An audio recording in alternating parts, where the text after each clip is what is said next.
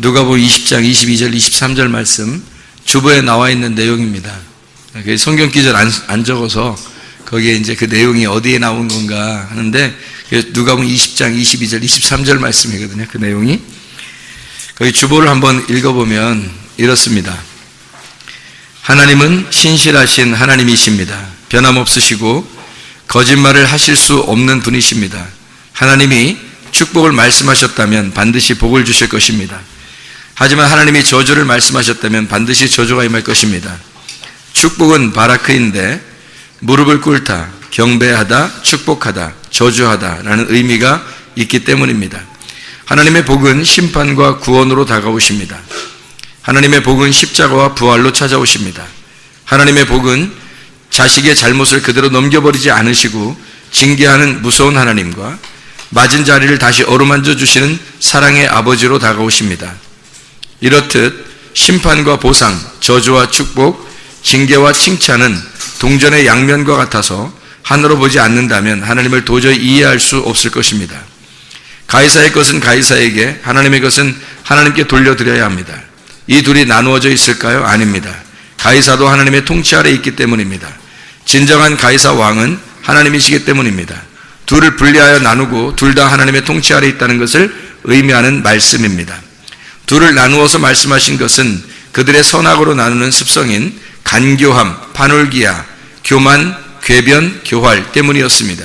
파놀기아는 파놀고스, 파스, 전체라는 말이고 에르곤, 수고, 열심, 노력이라는 단어에서 온 말인데 예수님은 그들의 율법적인 열심을 꼬집어 간교하다고 본 것입니다.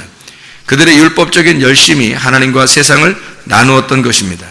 우리의 삶이 예배가 되어야 하고 예배가 곧 삶이 되어야 한다는 원리에서 어긋나는 말들을 하니까 그 교활함을 지적하신 말씀입니다.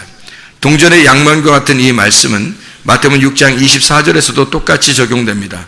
이 세상도 하늘도 하나님의 것입니다. 자기의 위치에서 자기의 삶이 말씀이 되어야 합니다. 되겠습니다. 이거 굉장히 진리의 말씀입니다. 이게 자꾸 나누어서 생각을 하니까 사람들이 이 땅의 것을 자꾸 소망하고 기대하게 되는 거예요. 나누어서 생각하니까. 그러니까 하나님에게 어느 정도 이렇게 우리가 할 만큼 했으면 그럼 이제 끝이라고 생각하니까 그런 거예요. 이게 항상 우리의 삶 전체에서 죽을 때까지 하나님과 이 세상은 분리할 수가 없어요. 원래 하나거든요. 이렇게 하나님이 만든 세상과 하나님은 하나인데 이걸 자꾸 나누어가지고 하나님께 요만큼 해드렸으니까 예배도 주일날 한번 이렇게 예배 드렸으니까 나머지는 다 자기 시간을 보낸다고 생각하는 거예요. 이게 엄청 잘못된 거예요. 우리의 삶 전체가 다 예배잖아요. 우리가 그죠? 그 중에 한 번 오는 거예요. 그런데 이걸 한 번 예배 드렸으니까 우리는 할 만큼 했다 이거죠. 하나님 앞에. 그러니까 나머지는 내 거니까 내가 알아서 살아야 되는 거지. 그러니까 이게 얼마나 자기는 그 자유라고 생각하지만 그건 자유가 아니라 자기한테 속박당한 거란 말이에요. 이 세상에 속박당한 거죠. 자녀들에게도 여러분 자녀들을 기대하지 말라고 하는 게 왜 그러냐면 자녀들에게 자꾸 기대하잖아요. 그러면 속박당하는 거예요. 그게 자녀한테 억압당합니다. 그러니까 자녀한테 꼼짝 못해. 자기가 다 여기에 꼼짝 못해 사는 거예요. 무슨 말이냐면 뭐 해주지 말란 뜻이 아니라 자기가 거기에 매여 산다니까요. 자기 인생이 없어요. 어떤 사람은 이게 인생이지 뭐 부모가 뭐 자녀를 위해서 뭐 이렇게 살다 가는 거지 뭐 이러는데 자녀는 자녀 인생 있고 부모는 부모 인생 있죠. 천국을 같이 가나요? 천국 다 각자예요. 각자 가는 거거든. 자녀가 지옥 가는데 부모가 만약에 천국 간다. 그러면 같이 데려갈 수 있나요? 안 된다고요. 이게 다 각자란 말이에요. 천국 갈 때는 지옥 갈 때 다 각자이기 때문에 이게 내 인생을 대신해 줄 수 없는 거예요. 여러분. 그러니까 그 자녀에게 목숨 걸고 기대하지 말라고. 아내하고 남편한테 너무 목숨 걸고 기대하지 말라는 거예요. 부모한테도 너무 목숨 걸고 기대하지 말라는 거예요. 아니, 그냥 효도는 하면 되는 거 아니에요, 그냥. 효도만 하면 되는 거지. 뭐 이렇게 목숨 걸고 그냥 거기에다 매여 있어, 질질 매고. 그러면 안 된다는 거지, 그것도. 그런 기대 심리를 버리라는 얘기야. 소망은 하나님께만 있으니까 소망을 그리스도에게만 둬서 우리 마음을 땅에 소망을 두지 말라는 거야. 하늘에 소망 두라는 얘기예요. 그러니까 자녀에게 너무 기대하니까 그거 하지 말라는 거야. 이걸 나누어져 있잖아. 이게 다 나누어져 있잖아. 그게 하나님 안에서 다 필요한 거예요. 하나님 안에서 하나가 된 거야. 그러니까 하나님이 없이는 이 자녀도 나도 아무 의미가 없어요. 물질도 남편도 아내도 하나님 없이는 다 소용없는 거예요. 하나님 거야. 다 모든 게 하나니까. 하늘과 땅도, 그러니까 하나님 것도 하나님 거, 가이사 것도 하나님 거예요. 그러니까 하나님 다 하나님, 가이사의 것은 가이사에게 돌리고 하나님 건 하나님께 돌리라고 그러니까 나누어져 있구나 이렇게 생각할 줄 아는 사람들이. 그러니까 자기가 받는 돈이 따로 있고 하나님께 드리는 돈이 따로 있다 이렇게 생각하는데, 자기가 받는 돈 자기가 쓰는 건 하나님 거 아닌가? 생각해 보세요. 엄청 착각하고 있는 거예요. 이게 하나님 거야. 다 지옥도 하나님이 다스리는 거고요, 천국도 하나님이 다스리는 거야. 땅도 하나님이 다스리고 하늘도 하나님이 다스리는 거예요. 여러분의 가족들도 하나님이 다스리는 거고, 여러분도 하나님이 다스리는 거예요. 하나님 자신은 우리 모든 것 되신다니까요. 그게 하나님이시라고요, 여러분. 그러니까 하나님을 너무 우습게 알지 말라고. 다 하나님 건데 우리가 너무 기대를 해. 우리가 가지고 있는 걸. 그래서 그걸 소망하고 그걸 기대하다 보니까 거기에 매여 있는 거예요. 그러니까 시어머니하고 며느리도 왜 둘이 이렇게 막 싸우는 사람들 있잖아요. 시어머니 며느리 관계가 별로 안 좋은 사람들 있죠. 그러면 관계가 별로 안 좋으면은 보통 어떻게 돼요? 관계가 안 좋으면, 관계가 잘 안 좋으면 계속 생각이 안 나요. 계속 생각이 난다니까요. 계속 생각나는 거는, 여러분이 일주일 동안 살면서 뭐가 계속 생각나요? 뭐가 계속 나요? 돈이 계속 생각나면 돈에 매여 있는 거고, 자식이 계속 생각나면 자식이 계속 매여 있는 거고, 남편이 계속 생각나면 남편이 계속 매여 있는 거고, 아내가 계속 생각나면 아내가 매여 있는 거고. 어떤 사람은 미워 죽겠어. 계속 미운 것 때문에 막 화가 나고 속에서 막 부글부글 끓는데 계속 생각이 나. 그 매여 있는 거예요, 그 사람에게. 그러니까 둘이 관계가 안 좋아서 미워하는데 매여 있는 거야, 거기에. 거기에 종이 돼 버려 있는 거예요. 그러니까 그 모든 것을 기대하니까 그래요. 저 사람한테서 내가 기대 심리를 버려야 되는데 기대하지 말아야 되는 거예요. 기대라는 건 내가 잘 되기 위해서 기대하는 거잖아요. 그죠? 자기를 잘 알아달라고 기대하는 거잖아요. 그럼 기대하지 말아야 되는데 기대하니까 기대에 안 맞게 하는 거예요, 저 사람이. 그러니까 자기 기분 나쁜 거지. 누가 기분 나쁘면 저 사람은 아무 말도 안 하고 별로 생각도 안 하고 있는데 혼자 기분 나빠 죽겠는 거야. 혼자 신경 쓰이고 혼자 기분 나쁘고 막 그러는 거예요. 왜 그러면 그 매여 있어서 그런 거예요. 매여 있는 겁니다. 이게 속박당한 거예요. 이거 여기서 자유로워야 돼요. 이게 풀어져야 된다고. 이렇게 자유를 가져야 된다고. 그러니까 자유가 곧 구원이에요. 자유가 안 오면 여러분은 어디에 매여 있는 거라고요. 자녀에게 매여 있든지 남편에게 매여 있든지 친구에게 매여 있든지 하여튼 뭐에 매여 있는 거예요. 그러면 구원받은 게 아니에요. 구원받은 건 여기서 벗어나는 걸 구원이라 그러는 거예요. 벗어나는 걸. 이해가 되겠죠? 무슨 말인가? 그런 걸 설명해 주려고 하는 거예요. 야곱이라는 사람 아시죠? 야곱이 뭐 누구한테 매여 있는 것 같아요? 야곱이라는 사람이 매여 있었어요? 안 매여 있었어요? 안 매여 있었어요. 어떻게 안 매여 있다는 걸 알 수 있어요? 창세기 49장에 보면 야곱이 12지파 자기 아들들에게 축복하는 장면이 나와요. 근데 이 축복하는 장면 여러분이 잘 보면 알겠는데요, 창세기 49장에 보면 자녀들에게 축복할 때 뭘 기대하고 축복하는 것 같아요? 기대 안 하고 축복하는 것 같아요? 예? 원래 축복하려면 마지막 유언인데 축복하려면 좀 기대하고서 축복해야 되는 거 아닙니까? 근데 야곱이라는 사람은 전혀 기대하지 않고 축복해요. 얼마나 기대하지 않고 축복하냐면 르우벤한테 저주해버립니다. 마지막 유언인데. 르우벤이 첫 번째 아들이에요. 첫 번째 아들인데 그 사람한테 저주해버리는 거예요. 자기 아들한테. 여러분 그렇게 할 수 있어요? 아무리 여러분 기분 나쁘게 했어도 아들한테 마지막 죽는 입장에서 장자한테 저주하고 갈 수 있어요? 여러분 같으면? 여러분 매여 있는 거야. 그러니까 여러분 그게 매여 있는 거야. 자기는 절대 그렇게 못하는 거죠. 그죠? 야곱은 하는 거야.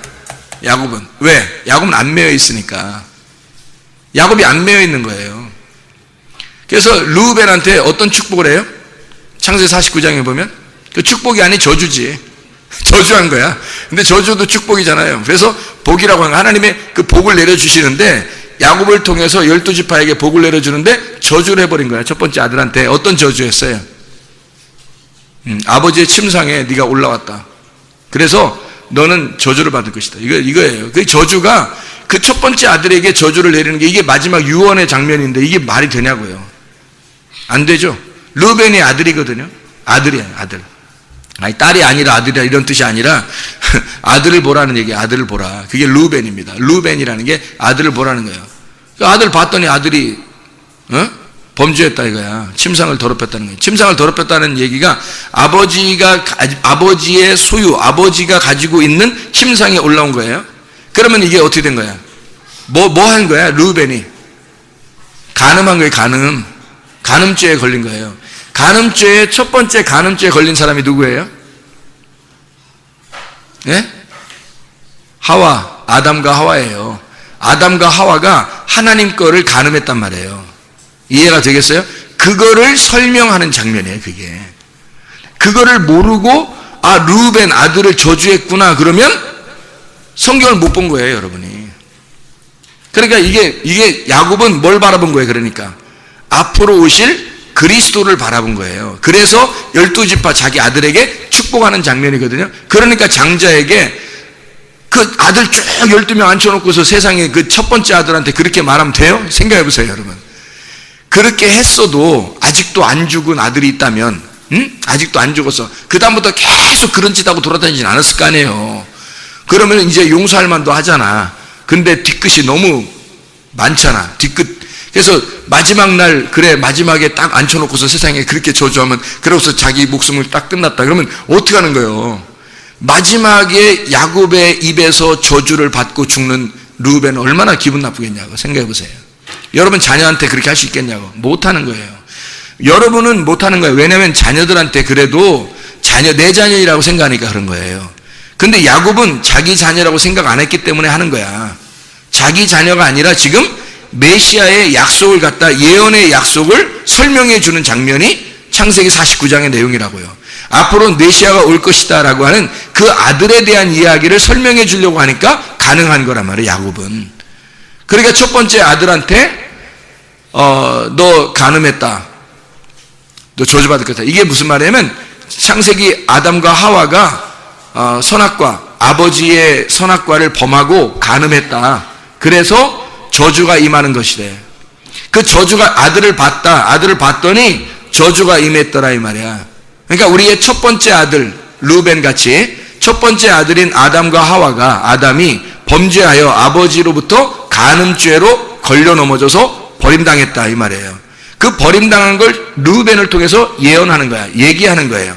그리고 나서 르우벤하고 쭉 12지파 얘기를 하다가 마지막 베냐민 있죠. 베냐민을 축복합니다. 그러니까 르우벤, 베냐민, 이게 벤이 같은 거는 아들이에요. 르우벤도 아들이고 베냐민 할 때 벤도 아들이란 말이에요. 그러니까 이 아들이라고 하는 어떤 아들, 르우벤이 베냐민으로 돼야 된다 이런 얘기거든요. 그래서 12지파를 쭉 설명하면서 르우벤 네가 간음한 아들이었는데 마지막 베냐민이 될 것이다 이 말이에요. 그래서 12지파를 축복하는 장면이 순서대로 나오는 거거든요. 베냐민이 될 것이다 라고 할 때 그 마지막 베냐민 할 때 베냐민, 이게 무슨 말이냐면 벤은 아들이란 말이고 야민이 오른손이란 얘기예요. 오른손의 아들. 오른손의 아들이 누구예요? 하나님의 권능의 아들, 예수님이에요. 그러니까 첫 번째 장자인 우리들이 범죄하여 간음하여 하나님을 범죄해가지고 죄를 져서 저주를 받았던 우리들을 뭘로 만든다는 거야? 하나님의 아들 베냐민, 오른손의 아들로 만들겠다는 얘기예요. 그게 하나님의 축복이거든. 그래서 12지파를 야곱이 자기의 욕심대로 기대하면서 축복한 게 아니에요. 그러니까 전혀 기대하지 않았다는 거죠. 여러분과 제가 뭔가 기대하면 기대게 된다 그러죠. 그러면 의지하게 되잖아. 야곱이 진짜 아들들한테 의지하고 기대했다면 야곱이 그 당시에 죽을 때, 유언하면서 죽을 때 애굽에다가 묻어달라고만 했어도요, 여러분 어마어마한 무덤이 생겼을 것입니다. 야곱에게. 그죠? 야곱의 무덤은 어마어마했을 거예요. 왜냐하면 그때 당시에 뭐 거의 왕이 요셉인데, 아들인데 그거를 그 아버지의 묘를 갖다가 어떻게 해주겠어요? 예, 어마어마한 묘를 아마 애굽에다가 했을 거예요. 근데 야곱은 그것도 전혀 기대하지 않았어요. 야곱은 그걸 기대하지 않고 자기를 어디다 묻어달라는 거야? 가나안 땅에다 묻어달라. 여기는 내가 나그네 인생으로 온 거야. 나그네. 그러니까 나는 내 고향 집은 가나안 땅이야. 우리 할아버지 그리고 아버지가 묻힌 곳, 그곳에다 나를 묻어달라. 놀라운 얘기입니다. 놀라운 얘기예요. 야곱은 전혀 세상에 기대가 없었다는 얘기예요. 그렇죠? 그러니까 여러분과 제가 뭘 기대하면서 자녀들을 키우고 남편과 아내하고 사느냐 이거예요, 여러분. 뭘 기대하면서. 그런 세상적인 기대를 하면서 살아가면 안 된다. 우리는 오직 예수 그리스도만 우리의 소망이시고 그분만이 우리의 의지가 되시고 그분만이 우리의 기대가 되신다. 그래서 하늘 소망 바라보며 살자는 얘기입니다. 이 땅에 소망 바라보면요, 여러분 의미 없어요. 한두 끝도 없어요, 여러분. 땅에서 소망 가지려면 한두 끝도 없어요. 여러분이 기대하는 거 자녀들 하나만 해도 기대만 해도요, 얘들이 나한테 어떻게 해줄까 하고서 기대하면서 여러분 해주는 거 한두 끝도 없어요, 여러분. 남편과 아내가 서로 남편이 나한테 어떻게 해줄까, 아내가 나한테 어떻게 해줄까, 이거 기대해 보세요. 한두 끝도 없어요, 여러분. 그냥 우리가 자기가 주는 거예요. 사랑은 주는 거래. 그러니까 주는 거야. 그럼 저쪽 편에서 계속 받기만 해, 세상에. 안 주고. 기분 어떻겠어요? 기분 어떻겠어요? 사랑은 주는 거래라고 교회에서 목사님한테 배워서 사랑은 주는 데서 가서 계속 사랑은 주는 거에 계속 줬더니 저쪽에서 사랑은 받는 거야. 계속 받아. 그럼 어떻게 해, 그럼? 여러분 기분이 어때요? 기분이요? 좋아야 되겠죠? 기분이 좋아야 돼. 뭐가 나빠요? 줄 수 있는 게 축복이라니까요? 잘 생각해보라 이거예요. 자녀를 우리가 키웠어요, 여러분이. 자녀를 잘 키웠어요. 많이 배우게 하고 착하게 하고 효도도 잘하게 하고 이렇게 잘 키워놨더니 이 자녀가 그렇게 했어. 그러면 내가 그 자녀에게 기대를 해야 돼, 안 해야 돼? 기대하지 말아야 되는 거예요. 기대하지 말고 내가 기대할 수 있을 만큼 키워주신 그 하나님 앞에 기대하라는 거야. 그 하나님을. 자녀에게 소망 두지 말고 하나님에게 소망 두라는 얘기 안 해요. 자녀를 의지하려고 하지 말라는 얘기야. 다시 말하면 자녀 믿지 말라는 얘기야. 여러분, 자녀가 어떻게 할지 믿지 말라는 거야. 여러분한테 효도 안 한다 한들 그게 뭔 큰 죄냐 이거야. 생각을 해보시라고. 어차피 서로 각자 다 죽을 거.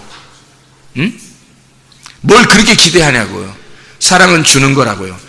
주는 거고. 주고 사랑은 주고 끝나는 거예요. 하나님이 그렇게 하셨다고 우리한테.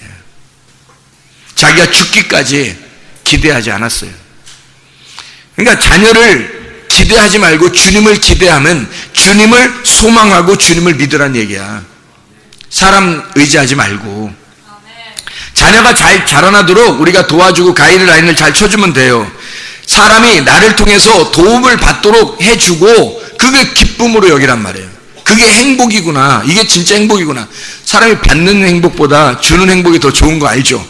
주는 행복이 더 행복한 거라니까요. 진짜예요. 그렇게 주는 행복을 가진 사람을 만났다면 여러분도 행복한 거고 여러분이 또 주는 사람이 됐다면 더 행복한 거예요. 그러니까 서로 더 주려고 해보세요. 많지 않겠지만 그런 사람을 많이 만날 수는 없겠지만 서로 주려고만 해보세요. 그런 사람이 있는 곳은 진짜 행복할 거란 말이에요. 그렇죠? 그러니까 이게 사람을 기대하고 사람을 의지하게 되면 아무래도 그걸 뭐라고 생각해요? 우상이 되는 거예요. 그게 하나의 형상이 되는 거예요. 자꾸 기대하게 되고 생각나게 되고 그러잖아요. 뭘 그렇게 생각이 나? 뭐 해줬으면 그걸 뭐 이렇게 또 기대하고 생각하면 안 되잖아요. 우상이 되는 거잖아요. 이게. 형상으로 만들지 말라는 얘기예요. 우리가. 소망이라고 하는 것은요, 반드시 그리스도밖에 없기 때문에 우리가 기대하고 의지할 분은 예수밖에 없다. 이거를 철저하게 여러분이 가지면 진짜 믿는 거다. 여러분은. 그게 철저하게 없으면 여러분 아직 믿는 게 아니다. 아직도 사람을 의지하는 거다. 하나님을 철저하게 믿으셔야지. 하나님 믿으라는 거예요. 왜 하나님만 믿으라고 하는 거예요? 왜 하나님만 믿으라고? 기대하지 말고, 땅에 기대하지 말고, 왜 하늘만 기대하라고, 왜 하나님의 것만 좋아하라고, 왜 그러라는 거예요? 왜? 우리 보고 어떻게 하라는 거예요? 어떻게 되는 거냐면 여기에 속박되니까 그런 거예요. 땅에 속박되니까. 땅의 것을 너무 여러분이 기대하게 되면 여러분의 자녀를 너무 기대하잖아요. 자녀에게 속박됩니다. 그게요. 그래서 자녀가 조금만 서운하게 하면 막 굉장히 서운한 거예요. 남편하고 아내하고 여러분이 딱 이렇게 너무 기대하잖아요. 그러면 속박되잖아요. 그 사람들이 조금만 안 해주잖아요. 막 기분 나쁘다는 거예요. 서운하고. 엄청 서운해요. 부모에게 기대하는 게 있었는데 아니 부모가 해줄 게 하나도 없어 봐요. 안 해주고 그래봐요. 굉장히 서운해하다고, 그죠? 기대한 만큼 안 해주니까 서운한 거예요. 예. 그러니까 우리 어머니 같은 경우는 돈이 없으시거든요. 제가 도와드려야 돼. 근데 제가 효도하는 걸 기쁘게 생각한다고요. 그러니까 생각해 보시라고요, 여러분. 우리 어머니가 만약에 어떤 사람은 그래요. 돈을 노인 돼 가지고 돈을 가지고 있어야 된다 그러잖아. 돈을 다 자녀들한테 나눠주면 그 다음에 큰 난다. 아주 그렇게 하면 절대 안 된다 이런 얘기 하잖아요. 그런 얘기 들어봤죠? 네. 그런 얘기가 왜 있는 거예요? 그 이상한 거 아니야, 진짜? 그러면 그 자녀들이 부모의 돈을 보고 효도했다는 얘기 아니야, 그럼? 그죠?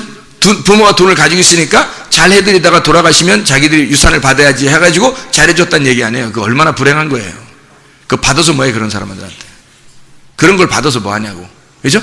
그런 효도를 받아서 뭐해. 돈을 받은 거지 그 사람들이 효도를 한 게 아니잖아요. 마음으로 효도한 게 아니라 돈을 가진 것 같은 거죠. 이상하잖아요. 그죠? 그건 효도도 아니죠. 진정한 효도가 아니에요.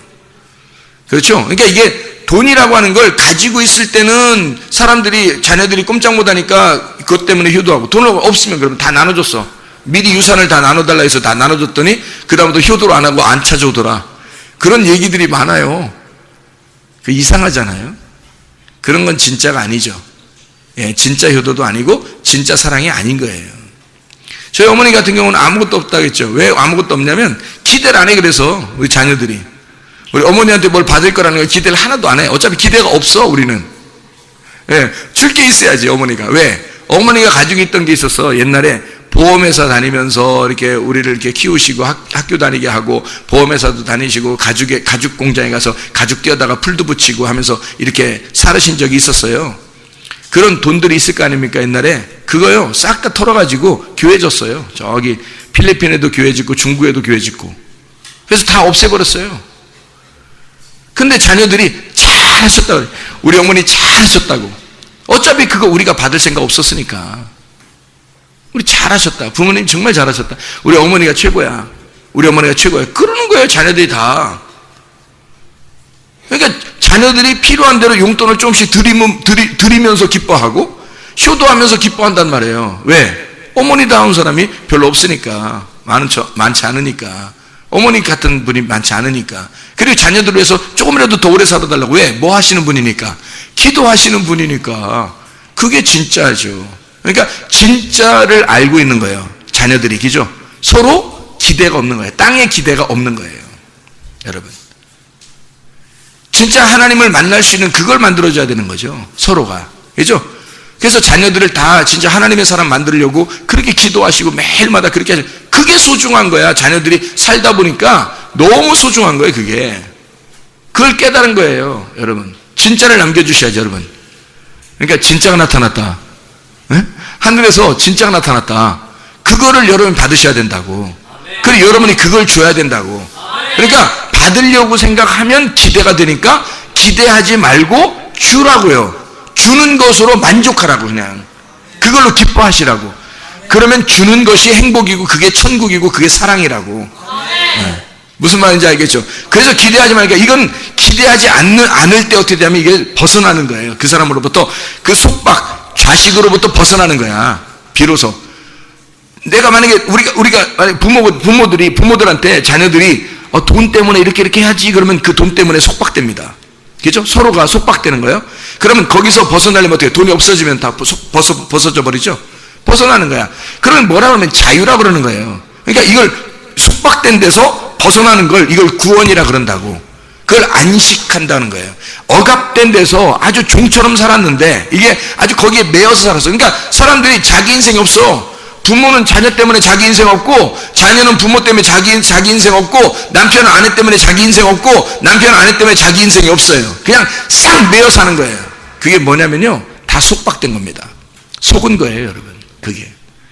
자기 인생은 자기가 분명히 하나님과 개인적인 관계가 있어야 돼요. 하나님과 자기와의 관계거든요. 근데 완전히 속박된 거야. 뭔가 매여 있는 거예요, 자기가. 이상하잖아요. 그러니까 거기서 풀어지려면 진짜 예수를 만나야 되는 거예요. 진짜 진리의 자유가 되시는, 진리를 통해서 자유를 주시는 그 예수를 만나야 되는 거예요. 그러면 아하, 예수님께 맡기는 게 무엇인지를 깨닫는 거야.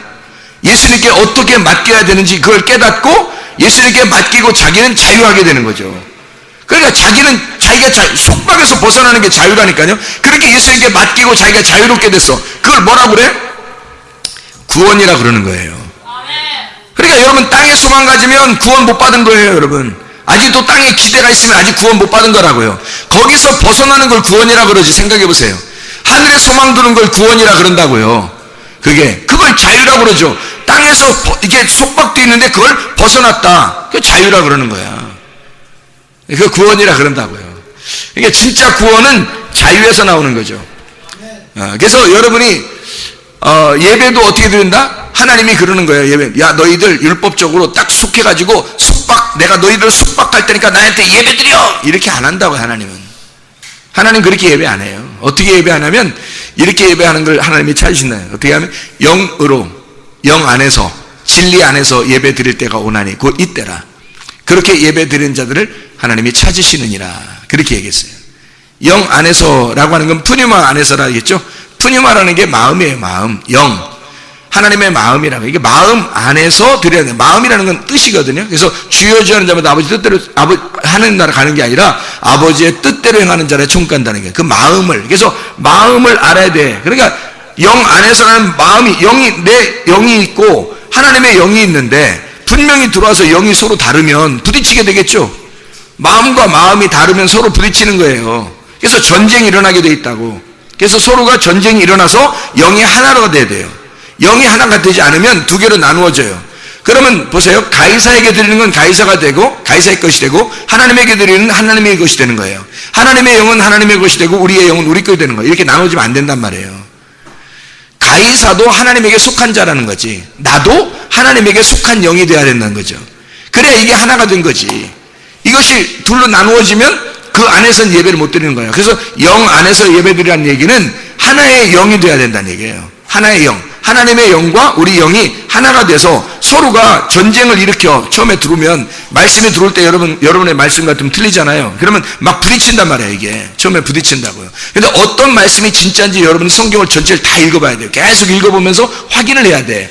그래서 우리 교회에서 만약에 말씀이 나오는 게 있다면 이 말씀을 들어봐야 돼요. 들어보고 자기에게 부딪히는 게 있다면 뭐가 맞는지를 확인해야 된잖아요. 그죠? 그럼 창세기부터 요한계시록까지 완전 다 확인해야 돼요. 창세기부터 요한계시록까지 다 확인해서 그게 어떤 게 맞는지 그 맞는 거를 선택하면 되는 거예요. 맞는 걸 선택하면. 그렇죠? 그래서 그걸 진리의 말씀이라 그러는 거예요. 어디에 갖다 붙여놔도 그게 진리가 되는 거.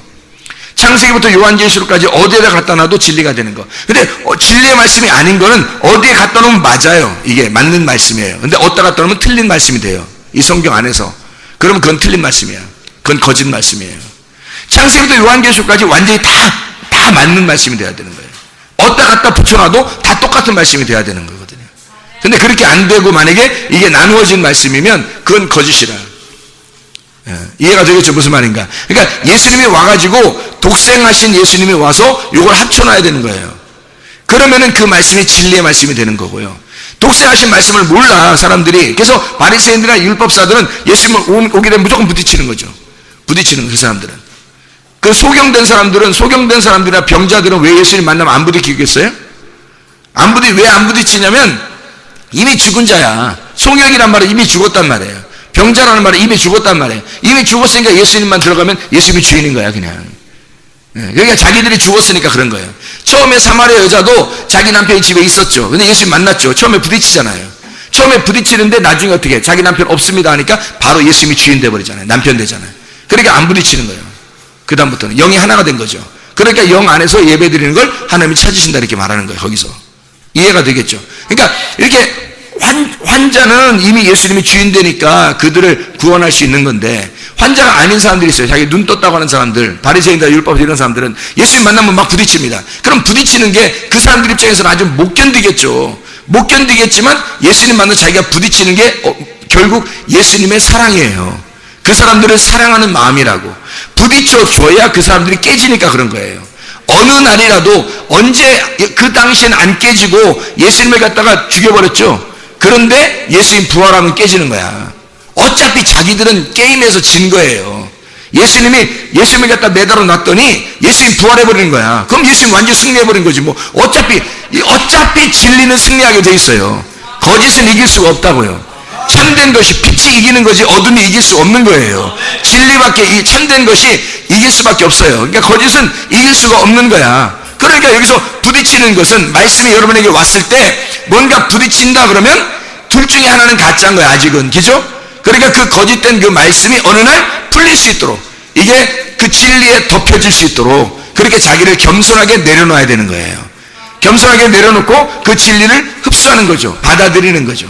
그러니까 말씀은 창세기부터 요한계시록까지 우리가 말씀을 증거하는 게 여기서 교회에서 말씀을 증거하는 게 창세기부터 요한계시록까지 전체적으로 맞는 얘기냐 요거를 봐야 되는 거예요. 전체적으로 맞는 얘기냐 그러면 오케이. 그러면 진리의 말씀이란 얘기예요. 전체적으로 하늘의 말씀이냐 그럼 오케이. 땅의 말씀을 하면요 사람이 어떤 말씀들은 부딪혀버립니다. 땅의 말씀은 자기가 하늘의 말씀을 가지고 있는 사람들한테는 땅의 말씀이 아무리 많이 좋은 걸 얘기해도요 어느 날 부딪혀버려요. 그게 왜냐면 이게 안 맞으니까 땅의 말씀과 하늘의 말씀은 안 맞는 거거든요. 근데 자기가 하늘의 말씀을 받으려고 하는 사람이 여기 앉아있다면 반드시 하늘의 말씀이 내려오는 건 절대 부딪히질 않아요. 안 부딪혀요. 진리의 말씀은 안 부딪히게 돼 있단 말이에요. 이게. 근데 자기가 땅의 말씀을 가지고 있어요. 그러면 하늘의 말씀이 오면 어떻게 부딪히죠. 부딪히는 게 뭐라고? 미워하는 거라고? 아니라고. 뭐 하는 거라고? 사랑하는 거라고. 부딪혀서 깨뜨려버리는 게 사랑하는 거라고요. 그 사람을 사랑하는 거라고. 그 사람을 구원하는 거라고. 그 부딪혀서 깨뜨려버려가지고 이 덮여있는 걸 깨는 거예요. 덮여있는 걸 벗겨지게 만들어 놓는 거거든요. 그게 진짜 사랑이라고요. 그걸 구원이라고 말하는 겁니다. 자, 그래서 영 안에서라고 하는 건 푸뉴마. 그 안에서 다시 말하면 영과 영은 하나가 돼야 되는데 한 영이 돼야 되는데 두 영이 있으니까 나의 영이 하나님의 영과 두 영이 되면 반드시 부딪혀서 전쟁이 일어날 것이다. 그게 영이 마음이고 마음은 지식이란 말이에요. 그게 생각이고 그러니까 이 생각과 지식 나의 사상, 나의 이데올로기, 나의 마음, 나의 뜻 이것이 하나님의 뜻과 부딪혀서 전쟁이 일어난다. 이게 영 안에서란 얘기예요. 영 안에서 이게 깨뜨려져 가지고 딱 죽잖아요. 죽는 게 진리예요. 그 진리라고 하는 단어 자체가 에메트라고 했죠. 에메트라고 하는 그 히브리어 단어 에메트라는 진리라는 단어가 뭐라고요? 하나님만 우리의 영원한 왕이시다 이 말이에요. 그분이 나의 주인이 됐고 왕이 됐고 나는 그분의 개가 됐다 이런 얘기거든요. 그러니까 프로스라는 말하고 퀴온하고 합친 말이에요. 개가 그 앞에서 주인 앞에서 헐떡거리고 있다는 개가 주인의 손을 핥는 거예요. 주인의 손을 이렇게 핥는 거. 그러면 주인이 손을 이렇게 내밀잖아요. 그러면 개가 딱 엎드려가지고 이렇게 혓바닥으로 핥잖아요. 그게 예배라는 태도예요. 예배 태도. 그게 뭐냐면 난 당신의 개입니다. 난 당신의 종입니다. 당신만 나의 주인이 되시고 당신만 나의 왕이십니다. 라고 하는 걸 프로스키네오라고 한다고요. 그걸 예배라고 그런다고. 그 말은 어떻게 되나? 나는 당신에게 의해서 깨진 자입니다. 나는 죽었어요. 난 당신에게 완전 종이에요. 당신이 나의 주인이니까 당신이 죽으라면 죽는 거고 죽이면 죽는 거고 살으라면 사는 거야. 당신 거니까. 이게 바뀐 거죠. 내 게 아니라 이제 당신 거야. 내 생명이 아니고 내 시간도 아니고 내 물질도 아니고 내 자식도 아니고 내 남편 내 아내가 아니라 주인 거야. 이제 내가 가지고 있는 모든 소유가 하나님 거라고. 주인이 바뀐 거예요. 주인이. 그래서 그 주인에게 그 앞에서 헐떡거리면서 혓바닥으로 그 주인의 손을 핥아오는 걸 예배라 그렇게 말하는 거라고요.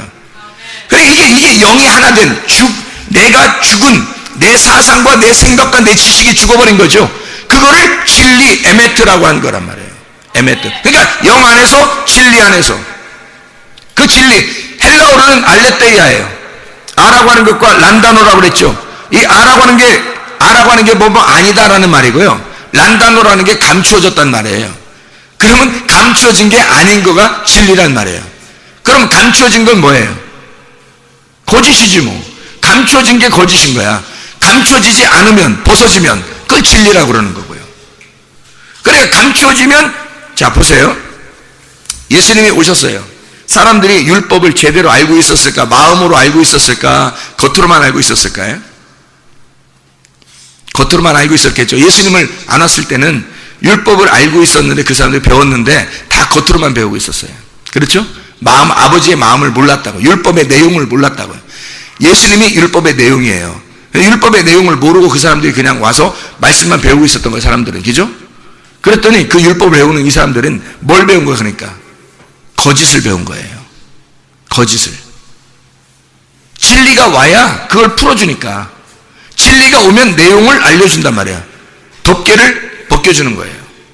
근데 진리가 안 왔어. 그러면 아직도 뭐가 있는가 하면 거짓이 있는 거죠. 이쪽 사람들에게. 그래서 그 사람들 보고 너희들의 아비가 거짓의 아비다. 거짓의 아비가 마귀. 너희들의 아비는 마귀다. 그래서 거짓말쟁이의 자손들이다 니네가. 이렇게 얘기하잖아요.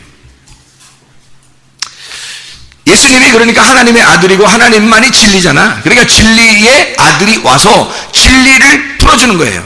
율법의 내용을 가르쳐줘서 속에 있는 뚜껑을 벗겨주는 거거든요.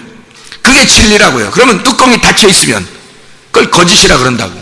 잘 생각해 보라고요. 율법이 아직 내용적으로 알지 못해서, 성경을 여러분이 내용으로 진짜 알지 못해서, 그럼 뭐예요 이게? 여러분은 거짓의 말씀을 배우고 있는 거예요.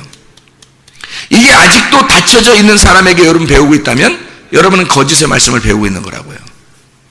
율법을 배우는데 거짓의 말씀을 배우는 거예요. 만약에 이게 뚜껑이 열렸어. 진리를 깨달았어. 그런 사람에게 배우면 깨달음, 그러니까 진리의 참된 율법을 배우는 거라고요. 무슨 말인지 알겠어요? 자, 말씀이 아직 닫혀져 있어. 이게 닫혀져 있으면 뭐라고요? 거짓의 율법을 배우는 거고, 이게 열려졌어. 그러면 뭐라고요? 참된 율법을 배우는 거라고.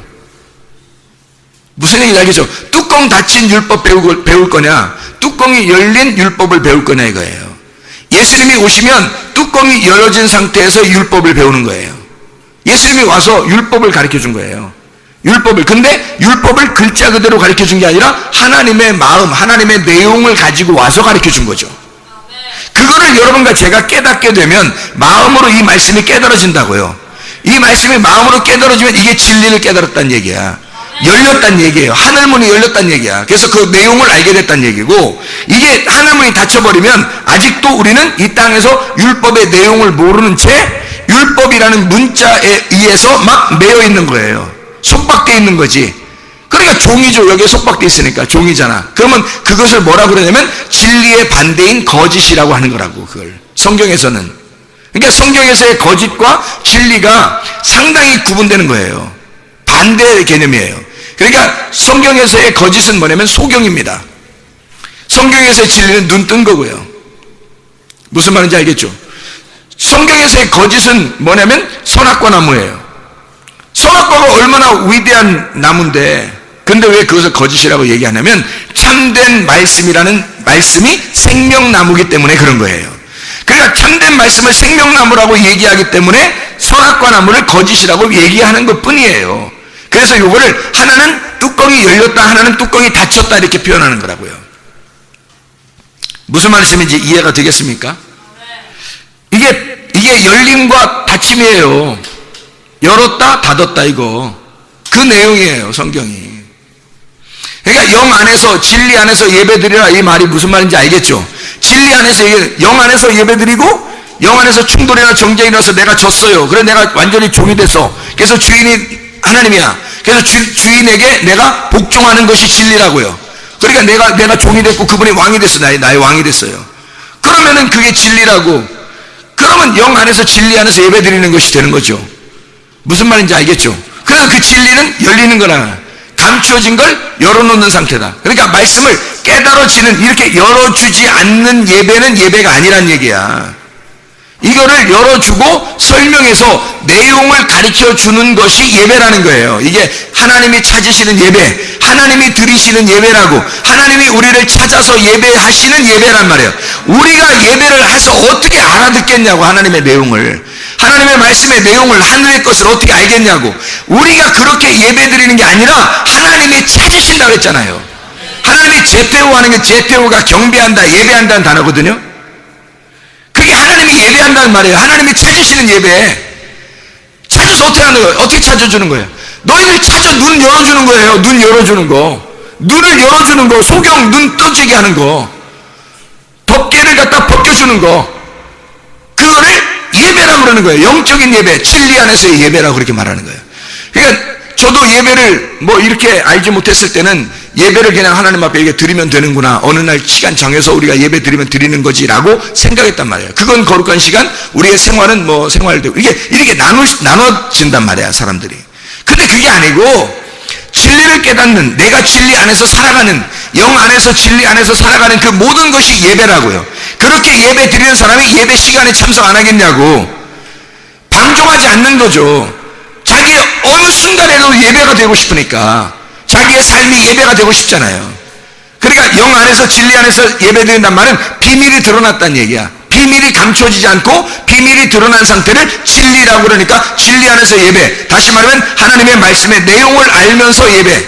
하나님의 말씀을 내용을 알려주는 예배. 이걸 알게 되는 예배. 이게 예배예요. 영 안에서 진리 안에서 예배. 그렇게 알고 드리면 하나님이 내 물질 속에 들어왔죠. 나라는 육체 속에 말씀이 들어왔어요. 그러면 내가 하나님의 거룩한 하나님의 아들이 되는 거잖아요.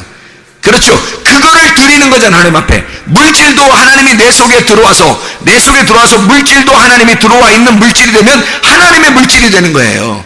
그러면 물질과 하나님이 따로 떨어져 있는 게 아니라 물질은 물질에 신이 있고 하나님 신이 있고 이렇게 두 개 떨어져 있는 게 아니라 하나님이 물질에 들어와서 이 물질이 거룩한 물질이 되니까 이 물질이 하나님이 사용하기를 원하시는 그 뜻대로 사용하게 되는 물질이 된다는 거죠. 이해가 되겠어요? 나를 위해서 사용하던 것이 이제는 하나님께 헌금 어느 정도 뛰어들었으면 그냥 끝났고 가이사의 것은 가이사 거니까 그냥 이것은 내 물질은 내 거니까 내가 내 마음대로 쓰겠어. 나는 그렇게 안 된다는 거죠. 이것도 하나님 거니까 거룩한 곳에 쓰여져야 된다는 거죠. 거룩하게 내가 거룩하게 이 물질을 가지고 거룩하게 사용하게 되는 거죠. 조심스럽게 사용하게 되는 거죠. 아니 그렇다고 먹지 말라는 뜻도 아니에요. 어디 나가서 빵 사 먹지 말라 그런 말이 아니잖아요.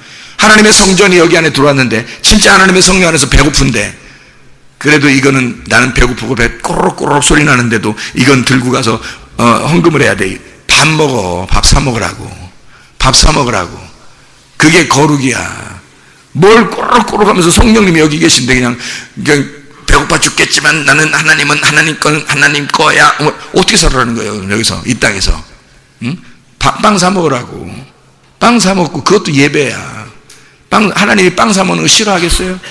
밥 사 먹는 거 싫어하겠냐고 여러분. 하나님이 그런 하나님 아니라고. 그러니까 몰라서 그런 거예요. 이게 물질과 하나님을 나누었기 때문에 그런 거예요. 그러니까 하나님 걸 드렸으니까 내 건 내대로 살려고 하는 이것이 나눠지니까 하나님 거라고 생각되면 무조건 하나님께 드려야 된다고만 생각하는 거지.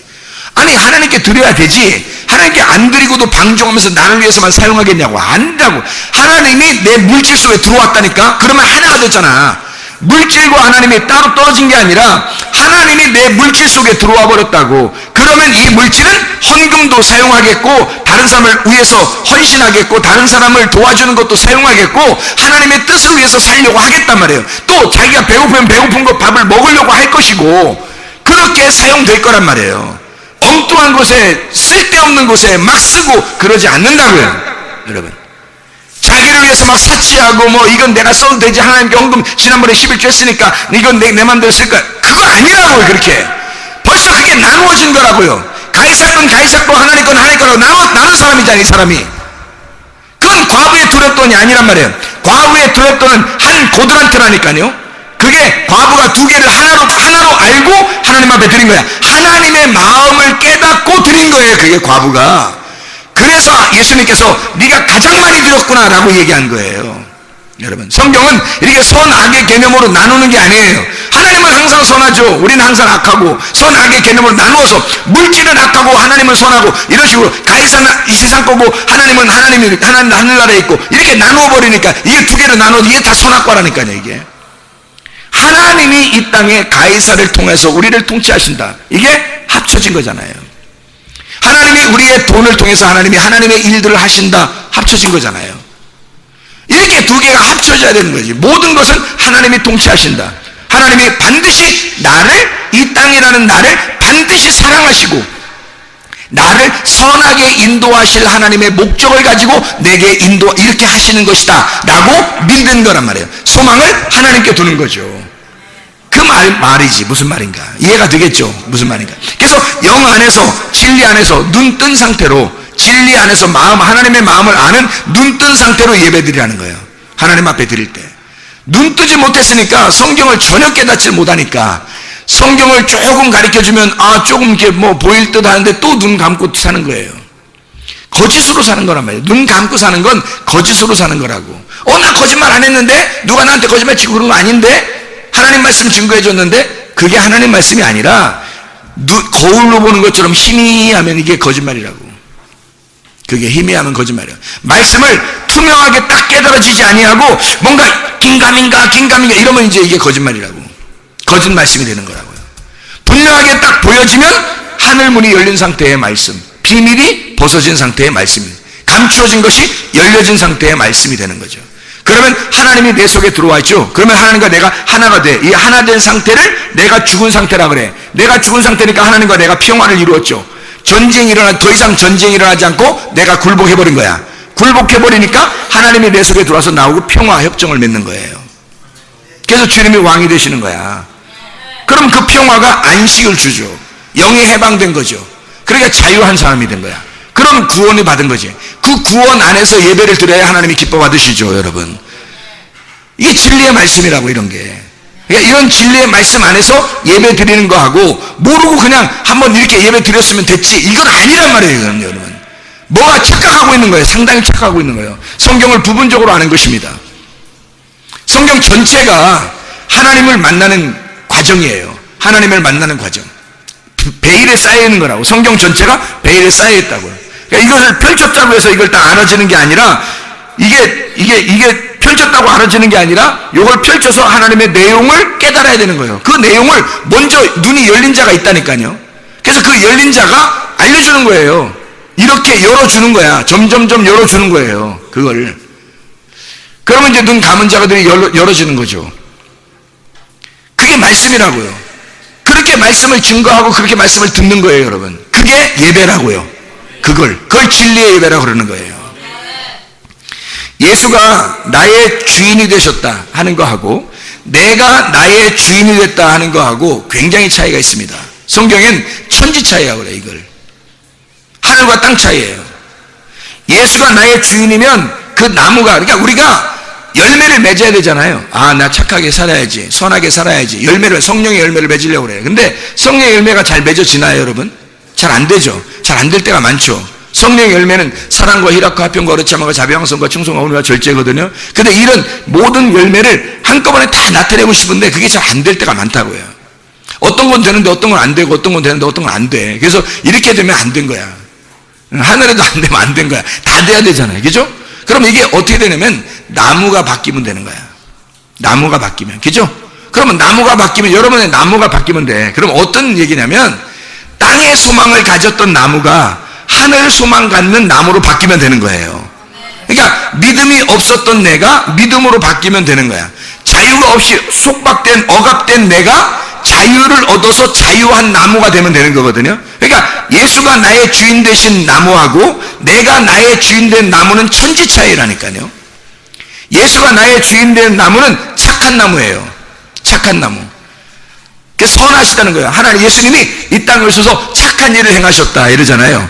그 착한 일을 행하신 그 선한 분이셔요. 근데 나는 내가 나의 주인이 되면 어떻게 해요? 무슨 나무겠어요? 악한 나무지 뭐예요. 예수님이 착한 나무니까 나는 악한 나무지, 우리가.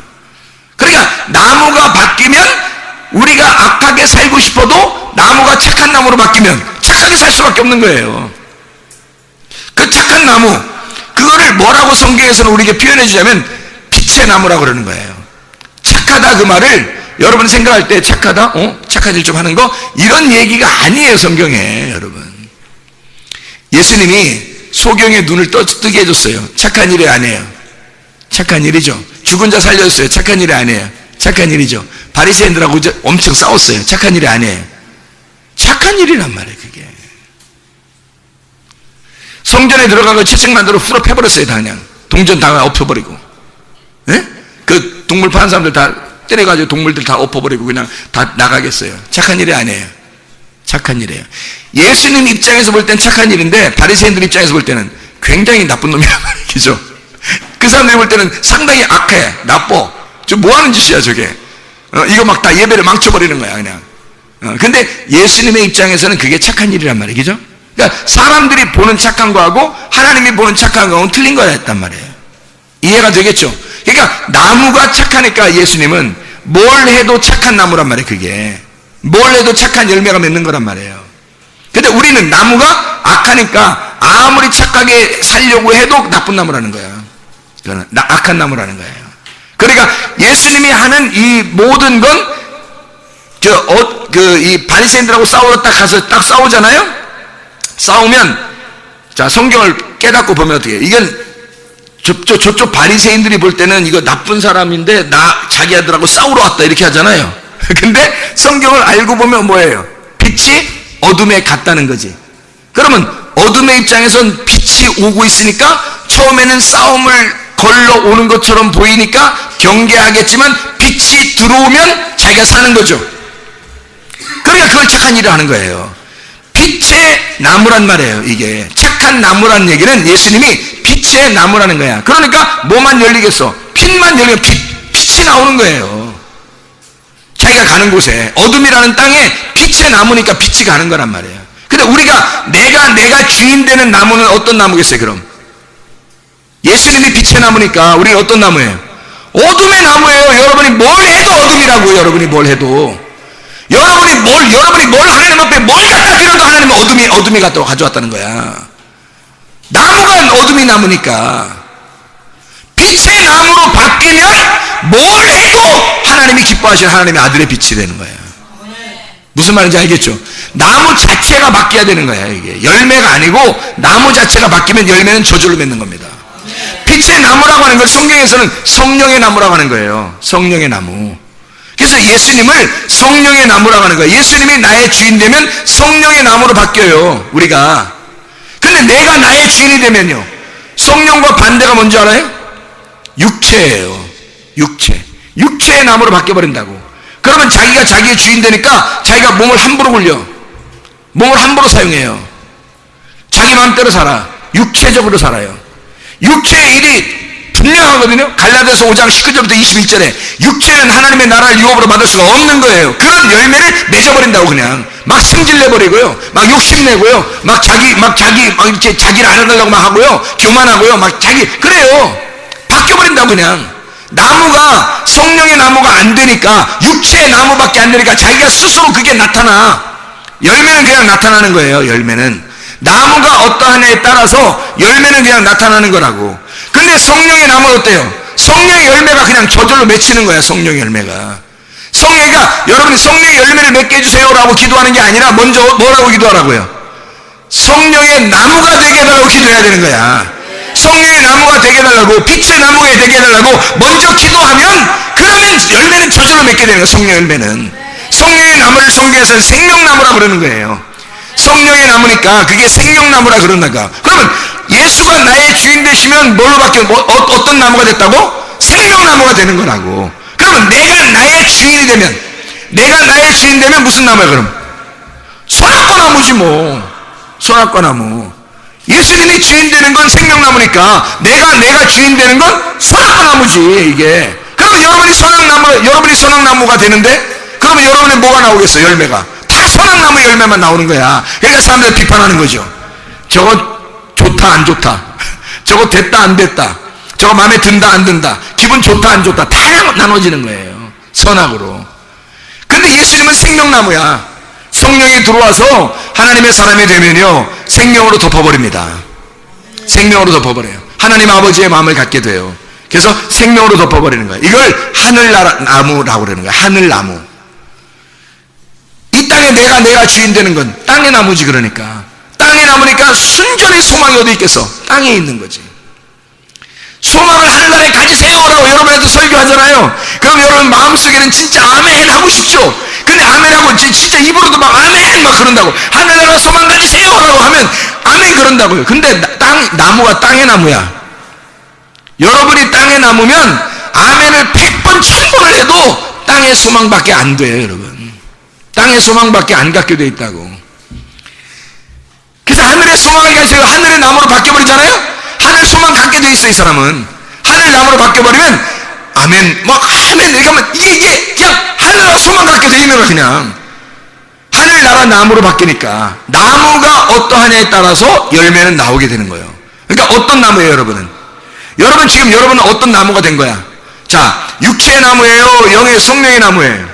땅의 나무예요? 지금 하늘의 나무예요? 여러분에게 뭐 땅에 소망 가지세요, 갖지 마세요, 하늘에 소망 가지세요, 뭐 이렇게 얘기 안 해도 여러분 땅의 나무 같아요, 여러분 하늘 나무 같아요, 여러분 소낙나무 같아요, 생명나무 같아요, 여러분이 어둠의 나무 같아요, 빛의 나무 같아요. 여러분 자신이 주인이에요, 예수님이 여러분 주인이셔요.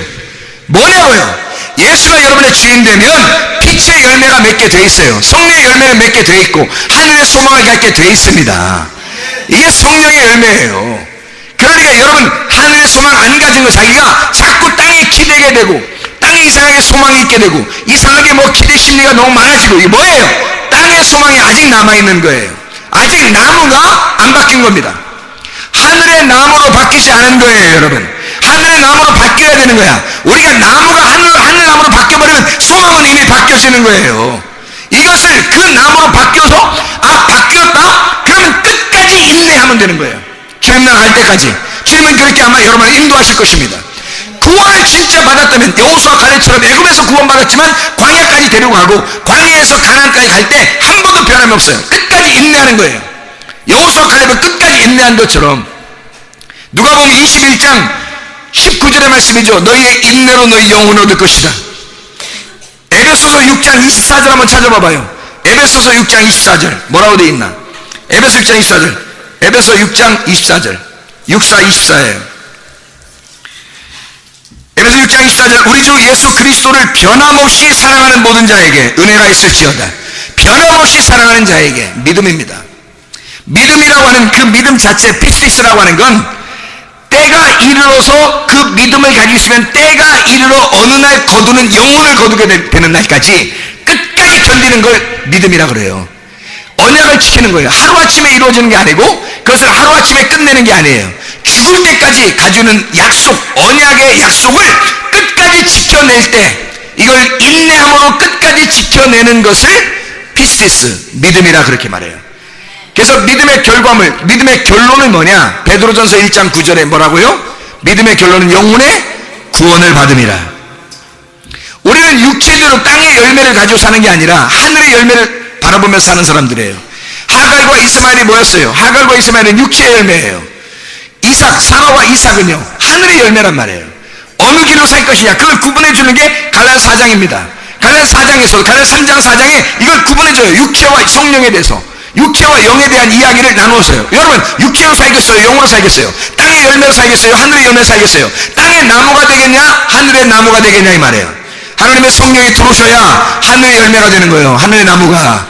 여러분 자신이 하나님의 성령의 나무가 되지 않으면 성령의 열매를 맺을 수가 없어요. 성령의 열매 아무리 맺으라고 해도 그 좋은 건 알지만 안 맺혀져요. 왜냐하면 성령이 들어오지 않았기 때문에, 나무가 바뀌지 않았기 때문에 안 되는 거예요. 나무가 바뀌면 그 나무의 열매는 맺혀지게 되어 있습니다. 진짜 하나님 나무 바꿔달라고 하나님 앞에 기도해야 돼요. 하나님 나무 바꿔주세요. 빛의 나무로 바꿔주세요. 하늘의 나무로 바꿔주세요. 내가 착한 나무가 되게 해주세요. 선한 나무가 되게 해주세요. 예수가 나의 주인 되게 해주세요. 생명나무가 되게 해주세요. 그렇게 하나님 앞에 나 자신, 하나님 앞에 우리 자신을 기도해야 된다고요. 예수가 나의 주인 된, 내가 나의 주인이 아니라 예수가 나의 주인 된, 내가 그리스도에게 속한 사람, 그걸 그리스도인이라 그래요. 내가 나에게 속한 자는 육체에 속한 사람이란 말이에요. 내가 나에게 속한 는 땅에 속한 사람이니까. 하늘에 속한 사람, 진짜 하나님의 사람, 이것을 깨달아 아는 건 감추어졌을 때는 몰라요. 이게 열어져야 하는 거란 말이에요. 그래서 예수님도 나타나시는 거예요. 여러분에게 예수님이 나타나셔야 돼. 예수님이 나타나셔야 돼요. 여러분에게 예수님이 나타나시면 되는 거예요. 그 나타나신 요한복음 21장 한번 봐봐요. 요한복음 21장 1절 말씀, 요한복음 21장 1절 말씀 봐요. 뭐라고 되어 있어요? 그 후에 예수께서 디베라 호수에서 또 제자들에게 자기를 나타내셨으니 나타내신 일은 이러하니라 그랬죠. 나타내셨다. 14절을 봐요.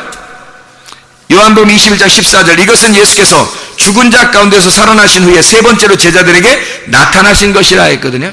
그 나타나셨다는 말이 파네이로라는 단어입니다. 이 파네이로라는 단어는 명백히 나타났다, 선언한다. 파네이로스에서 나온 말인데 이게 빛나는 이란 말입니다. 드러났다는 말이고요. 이게 분명한 이라는 말입니다. 파이노에서 나온 말인데 이게 밝게 빛난다, 보인다는 말입니다. 하나님 예수가 부활하셔서 보여줬다는 말이에요. 나타났다는 말은 보여줬다. 밝게 빛나게 되었다. 이게 푸오스에서 온 겁니다. 발광, 반짝인다, 드러났다라는 말입니다. 자, 뭔가 드러난 거예요. 그러면 어둠이라는 곳에 빛이 나타나서 밝히 드러내줬다, 반짝였다, 그 말이거든요. 이게 나타났다 이 말이에요. 어둠인 나에게 빛이라고 하는 것이 와서 반짝였다 이 말이에요. 그게 나타났단 말이에요. 여러분에게도 주님이 나타나셔야 돼요. 반짝해야 된다고요. 반짝이면 좀 너무 약하니까 번쩍해야 된다고요. 번쩍, 주님이 여러분에게 번쩍 나타나셔야 된다고. 이게 파네이로란 말이에요. 나타나셨다. 주님이 여러분에게도 나타나셔야 돼. 그래야 진리를 알게 되는 거예요. 보여져야 되죠. 뭔가 감추어져 있는데 이게 보여졌다는 말이에요. 보여졌다. 아, 이제까지 성경 읽었는데 잘 모르겠던데, 긴가민가 했었는데 이게 보여졌구나. 이게 알려졌구나. 아하, 이 말씀이 드러났구나, 그 말이에요. 요한계시록 1장 1절에 보면 계시라는 말이 나오거든요. 요한계시록, 이 계시라는 말이 나오는데 이 계시가 아포칼립시스라는 단어입니다. 이게 드러냄이라는 말이에요. 계시, 드러냄. 이게 아포칼립토에서 나온 단어거든요. 아포칼립토라고 하는 단어가 아포라고 하는 말하고 칼립토라고 하는 단어의 합성어예요. 이 아포라는 말은 떨어졌다는 말이고 칼립토라고 하는 것은 덮개, 감추어졌다는 말이에요. 덮개가 있다, 뚜껑이 있다는 말이에요. 뚜껑이 떨어져 나갔다는 말이야. 이게 아포칼립토. 뚜껑 떨어져 나갔다. 덮여있던 것이 열려졌다. 이걸 뭐라면 계시라 그렇게 말해요. 하나님이 보여줬다. 하나님이 나타났다. 여러분, 바울만 하나님의 계시를 받아야 되는 게 아니고 여러분과 저도 계시를 받아야 되는 거예요. 계시라는 게 뭐라고요? 뚜껑이 열렸다는 얘기예요. 이게 진리를 알려지지 않으면, 여러분에게 예수가 나타나지 않으면 안 되는 거예요. 그러면 예수가 안 나타났는데 우리가 말씀을 안다고, 자기가 말씀을 안다고 막 그래. 그러면 어떤 현상이 벌어지는 줄 알아요? 이게 클렙토가 되는 거예요. 이게 칼립토라고 하는 단어가 원래 클렙토라고 하는 단어에서 나온 건데, 이 클렙토라고 하는 단어는 도둑질하다, 훔친다는 단어예요. 그럼 잘 생각해 봐요. 크리프토라고 하는 게 감추었다, 비밀로 하다라는 말이에요. 그럼 봐요. 자, 뚜껑이 열려지지 않은 사람이 뚜껑이 닫혀 있는데 말씀을 갖다가 계속 얘기해. 그럼 무슨 현상이 벌어진 거예요? 뚜껑이 열리지 않았는데, 계시가 오지 않았는데 계속 얘기하는 거야. 그래서 예수님이 승천하시면서 제자들에게 뭐라고 그러냐면요, 너희들 예루살렘을 떠나지 말고 내가 너희에게 명령했던, 내가 너희에게 주려고 했던 거, 약속 선물을 기다리라 그랬어요. 그게 뭐예요? 성령 충만입니다. 그래서 누가복음 마지막 장에 나오는 그 하나님, 예수님께서 이제 승천하시면서 약속했던 그 약속이 사도행전 2장에 일어나요. 사도행전 2장에 오순절날 성령 충만이 일어나거든요. 10일이 지나서 성령 충만이 일어납니다.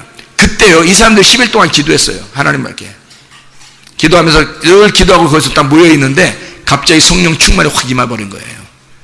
그 성령 충만이 임했다는 것이 결국 뭐겠어요?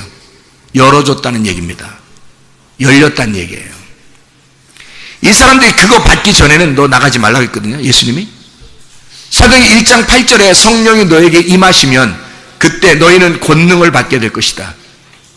그리고 온 예루살렘과 온 유대와 사마리아와 땅끝까지 이르러 내 증인이 될 것이다 그랬거든요. 그렇죠? 그러면 이게 열려지면, 성령이 와서 너를 열어주면 그때 나가란 얘기야. 그렇죠? 근데 계시가 오지 않았는데도 그냥 막 얘기했어. 그럼 뭐가 되겠어요? 도둑놈이 되는 거예요. 도둑놈. 말씀을 몰랐는데 그냥 먼저 지가 얘기한 거예요. 그럼 무슨 말이 된 거예요? 겸손해야 되는데 자기가 먼저 막 얘기했어요. 그럼 도둑놈이죠. 그죠? 그게 클레토라고 하는 거라고요. 도둑질했다. 네 거 아닌데 네가 가져간 거야. 그래서 네 것처럼 얘기했잖아. 자, 하나님이 우리에게 주신 말씀이 있고, 우리가 하나님 말씀을 알아서 우리가 하나님 말씀을 얘기하는 게 있어요. 그러면 하나님이 우리에게 주신 게 아니면 어떻게 되겠어요, 이 말씀이? 내가 도둑질해서 말하는 거가 되겠죠. 그죠? 하나님이 열어주시는 게 따로 있다니까요. 진짜 회개하고 가슴이 찢어져서 하늘문이 열려가지고 여러분에게 주시는 그 말씀이 있다고요. 그러면 그게 오잖아요? 그러면 여러분은 도둑놈이 안 되는 겁니다. 그럼 도둑놈이 아니죠. 하나님이 우리의 입을 빌려서 말씀하는 거죠. 그런데 만약에 그 계시의 말씀이 안 왔어요. 열려지지 않았어요. 하늘문이 안 열렸는데 뚜껑이 닫혀 있는데 자기도 그 계시를 못 봤어. 자기도 하나님이 나타나지 않았어, 자기한테. 근데도 막 설교하고 얘기했어요. 그럼 다 거짓말쟁입니다. 도둑놈이 되는 거예요. 그래서 예수님이 뭐라고 그러면 내가 오기 전에 온 자들은 다 도둑놈이요 절도며 강도니 그러는 거예요. 예수가 들어가면 그러면 예수가 선한 목자가 되는 거예요. 그가 양의 문이 돼서 자기가 먼저 죽겠다는 거야. 그리고 너희들 문도 열겠다는 거예요. 너희들 문도 두드리겠다는 거야. 그래서 너희 문을 열으면 자기가 들어가서 함께 먹겠다는 거야. 함께 먹고 나는 너로 더불어 먹고 너는 나로 더불어 먹을 것이다 이러는 거야. 그 말은 무슨 말이냐면 하나 됐다는 얘기입니다. 하나 되니까 여러분 이게 둘로 나눠지지 않았죠. 물질과 하나님이 나눠지지 않은 거야. 여러분 나와 하나님이 나누어지지 않는 거예요. 그러면 내가 말하는 건 아내에게 말할 때도 남편에게 말할 때도 또는 자녀에게 말할 때 부모에게 말할 때 성도들에게 말할 때 이게 다 누구 말씀이 되는 거예요? 하나님 말씀이 되는 거란 말이에요. 이게 그렇게 하나님과 계시로 열려진 뚜껑이 열려도 닫히지 않고 문이 다 열려서 하나님과 교통하면서 하나님 안에서의 하나님의 말씀을 하는 사람이 되겠어요? 아니면 여러분 말을 갖다가 계속 짓거리는 사람 되겠어요? 어떤 사람 되고 싶어요? 계시로 열려진 사람이 되고 싶죠. 그게 진리라니까요. 그래야 예배가 성립한다고요. 우리 자신의 것으로는 도저히 안 된다고. 파네이로 주님이 나에게 나타나셔야 되는 거예요. 제자들이 예수님 찾아간 게 아니에요. 요한복음 21장에도 제자들이 예수님 찾아간 게 아니라 예수님이 제자들을 찾아왔다고요. 예수님이 나타나셔야 된다고. 여러분 우리가 예수를 갖다 발견하는 게 아니야. 예수가 나를 찾아오셔야 되는 거예요. 내가 있는 그 자리에 예수가 찾아와셔야 돼. 근데 어떤 자리에 찾으시면 내가 죽는 자리에 찾아오신다고요. 예수가 절대 나의 주인 되시려고 하기 때문에 네가 주인 된 상태에서는 주님이 안 와요. 네가 죽는 그 자리에 주님이 주인 되셔서 오시는 거지. 이해가 되겠습니까? 그 말씀이 여러분에게 오셔야 열린 거라고요. 여러분이 죽지 않은 상태에서 말씀 아무리 안다고 해도 그건 여러분의 지식에 불과합니다. 하나님께서 나를 깨뜨리시고 가슴을 찢고 내가 죽은 상태에 있을 때 주님께서 오시는 거야. 나의 주인 되시려고. 이미 항복을 받아놓고 오는 거예요. 이미 항복을 받아놓고 복종을 받아놓고 오시는 거라고. 주님이 내가 아직 살아있는데 주님이 어떻게 오셔요? 생각해보세요. 그냥 계속 두드리고 있죠. 계속 두드리는 거예요. 내가 살아있으니까 두드리는 거죠. 그죠? 근데 두드려서 완전히 깨져가지고 죽었어. 바싹 깨져서 죽어버렸어요. 그럼 주님이 들어오시는 거예요.